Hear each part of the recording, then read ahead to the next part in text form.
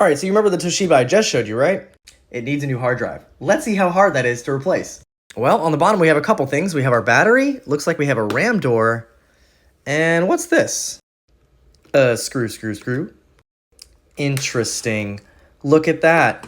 Our hard drive held in by 2 screws. Remove the bracket and a little metal piece, and we have our drive. This one is a whopping 60 gigabytes. Now, I do have a bunch of hard drives here. Unfortunately, they're all SATA hard drives. And this one is IDE. So we can't replace it right now, but I guess we'll come back to this later.